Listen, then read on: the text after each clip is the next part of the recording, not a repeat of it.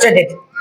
आणि म्हणून आपण सर्वांनी एक गोष्ट लक्षात ठेवा की पुण्य वाटता येत नाही, मोजता येत नाही, चोरून घेता येत नाही, किलोनं घेता येत नाही, तराजून मोजता येत नाही. मग पुण्य केलं कसं कळेल? मी माझ्या प्रत्येक प्रवचनामध्ये उपासकाला नेहमी सांगत असतो की प्रत्येकाचं कुशल कर्म प्रत्येक जण करू शकते. आत्ता दीप भव धम्म पेरला नाही, आपण जर धम्माचं अनुकरण केलं नाही तर या जगात कहा गया कहा नहीं, क्या लाया कुछ नहीं. कहा गया कहा नहीं, क्या लाया कुछ नहीं. जन्माला आला हेला पाणी भरू भरूच मेला. काय हो म्हणे, मला 2 लेकरं झाले, 1 नवरा झाला, 2 सासू सासरे, बस एवढं संपलं. जन्माला आला हेला आणि पाणी भरू भरू मेला. आहे का नाही? मी लय केलं म्हणते. आमच्या बाळा म्हणतात मी लय केलं, आता मी तुमचं करणार आहे. काय केलं लय? 1 नवरा, सासू सासरे, 2 लेकरं आणि नातेवाईक असतील पण तिथे. एवढं केलं म्हणजे लय केलं का? बाबासाहेबांनी तुमच्या आणि माझ्यासाठी त्यांच्या घरावर तुळशी पत्र टाकले प्रेजन, याला म्हणतात लय केलं. आपण काय केलं का? आपण बाबासाहेबांसाठी काय दिलं का? द्यायचं आहे आता बाबासाहेबांसाठी. मग काय द्यायचंय? काय देणार बाबासाहेबांना? पैसे द्यायची गरज नाही. बाबासाहेबांच्या धम्मस्वरूपात तुम्हाला मला द्यायचं आहे. काय देणार आपण? काय द्यायचं आहे आपल्याला? बाबासाहेबांनी 14 ऑक्टोबर 1956 साली आपल्याला सर्व फुकट दिलं. शिका, संघटित व्हा आणि संघर्ष करा. हे 3 मंत्र बाबासाहेबांनी देताना दीक्षा, भिक्षा आणि शिक्षा हे मंत्र बाबासाहेबांनी सांगितले. आणि बौद्ध धर्माची दीक्षा घेतल्यामुळे आपल्या अंगावर अलंकार आला. आज 7 दिवसात पूर्ण महाराष्ट्रात फिरत असताना जय भीम, राम राम, नमस्कार, अलैकुम सलाम हे कशामुळे करतात? आपल्यामुळे करतात का? नाही. कोणामुळे करतात? मग बाबासाहेब. ह्या कोणाचा सन्मान आहे? बाबासाहेबांचा सन्मान. आणि म्हणून मला बाबासाहेबांना देणं आहे. आपल्या अंगाचे कातड जरी काढलं, ते चोडी जरी शिवली तरी आपण बाबासाहेबांचा उपकार विसरू शकत नाही, उपकार फेडू शकत नाही. फेडू शकतो का? नाही फेडू शकत. आणि म्हणून बाबासाहेबांना देणं आहे. मग काय द्यायचंय? प्रत्येकाने गोष्ट लक्षात ठेवा. जे बाहेर बसलेले त्यांनी लक्षात ठेवायचे, आतमध्ये बसले त्यांनी लक्षात ठेवायचे. आपल्याला बाबासाहेबांना देणं आहे. मग काय द्यायचंय? पैसा, अदला, धन, संपत्ती कुछ भी नको, काही नको. मग काय द्यायचंय? आपल्या जीवनातला प्रत्येकाने वेळ द्यायचा आहे. काय द्यायचंय? वेळ द्यायचाय. मग किती वेळ द्यायचाय? किती वेळ देणार आपण? अर्धा तास, 20 मिनिटं, 25 मिनिटं, जसा तुम्हाला वेळ मिळेल तसा द्यायचा आहे. कारण बाबासाहेबांनी एवढं मोठं आयुष्य दिलं ना, पूर्ण कुटुंबावर तुळशी पत्र टाकले ना. मग आपण एक 10 मिनिटं वेळ देणार, 15 मिनिटं, मग कसा वेळ देणार? जेव्हा 4 महिला बसल्यात, 5 महिला बसल्यात, बाबासाहेबांनी मला हे शिकवलं असं म्हणायचं. मला बाबासाहेबांनी सांगितलं, माझी सासू म्हणते नाही, मला बाबासाहेबांनी बुद्ध आणि धम्मग्रंथात शिकवलं. मी बुद्ध आणि धम्मग्रंथात हे ऐकलं, याचं मला पालन करायचंय. माझ्या मुलाला मला शिकवायचं आहे, माझ्या नातवाला मला शिकवायचं आहे, माझ्या कुटुंबाला मला संस्कारयुक्त बनवायचं आहे आणि मला माझ्या जीवनामध्ये श्रीमंत बनायचं आहे. श्रीमंत कसं बनणार? श्रीमंत कसं बनता तुम्ही? पैशाने श्रीमंत व्हायचं का? नाही. मग मनाने श्रीमंत व्हायचं. तन मन धनाने श्रीमंत व्हायचं आहे.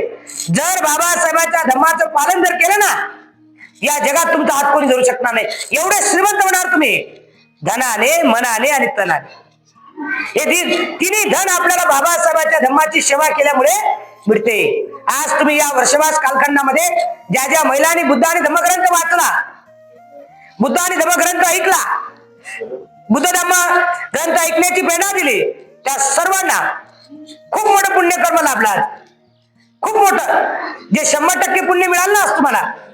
7 दिवस साहेबांनी मला घेऊन आले, त्यांना 100% पुण्य आहे.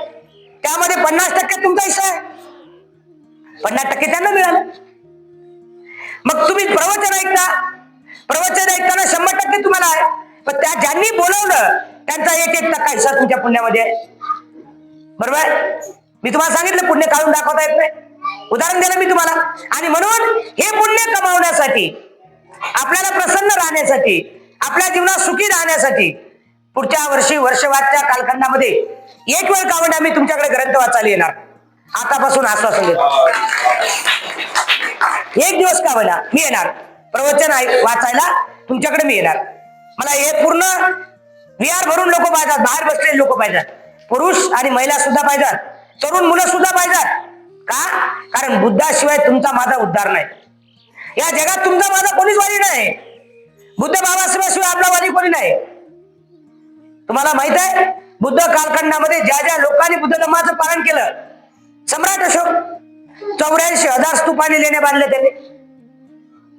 बुद्ध धर्माची दीक्षा घेतल्यानंतर 84,000 स्तूपाने लेण्या बांधल्या.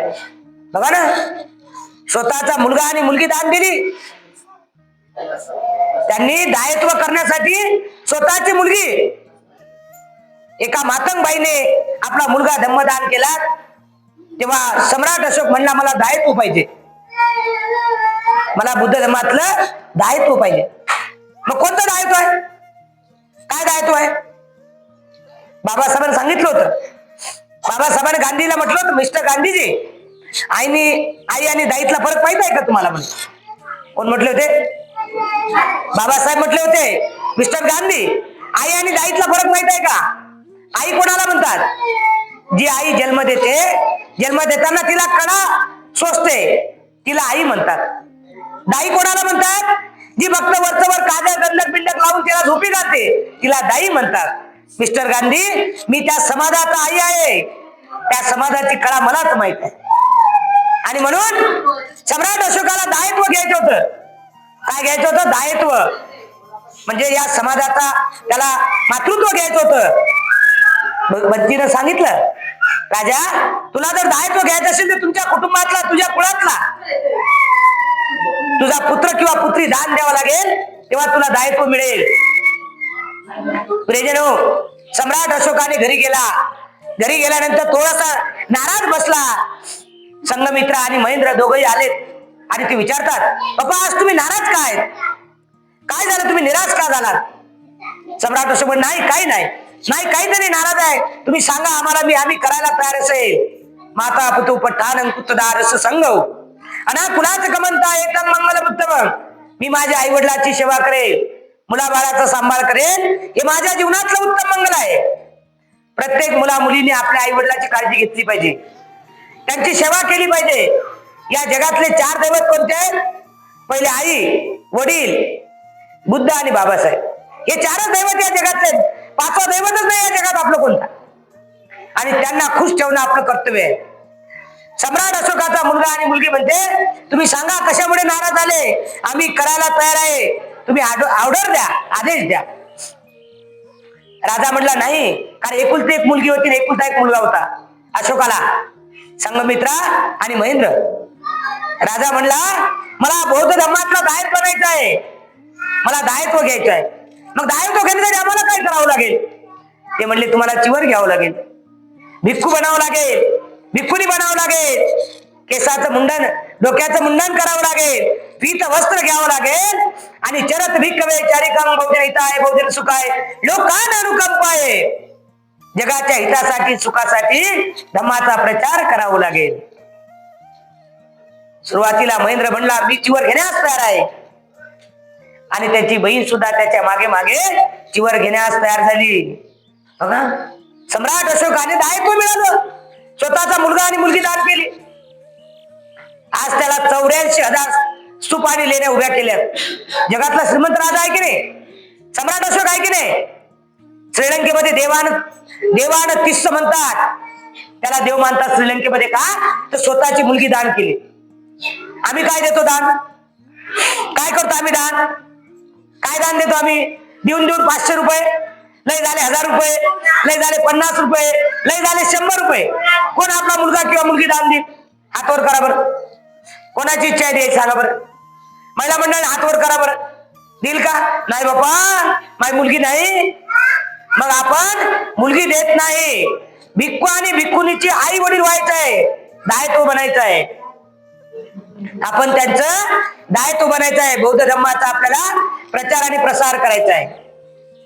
या चापानेर नगरामध्ये आल्यानंतर मला पूजनीय भदंत अशोक गोचे यांची आठवण आली. त्यांनी मला मुलगी मानली होती आणि त्यांच्यामुळेच मला संदीप भाऊ साधव यांचा परिचय झाला. तेव्हा मात्र ते लहान होती, मी लहान होती, आणि तेव्हा मात्र या चापानेर शहरामध्ये आली होती. चापानेर शहर लय पुण्यवान आहे. 25 वर्षानंतर सुद्धा तुमच्यामधली खूप मोठी श्रद्धा वाढलेली आहे, कमी झाडली नाही. अशीच श्रद्धा तुमची वाढव, अशी मी तुमच्या प्रति मंगल कामना करतो. तुमच्या गावातील, तुमच्या वस्तीतील जे मुलं असतील त्यांना चांगलं शिकवावं, मुलींना शिकवावं. बाबासाहेबांच्या धम्माला मला आपल्याला देणं आहे.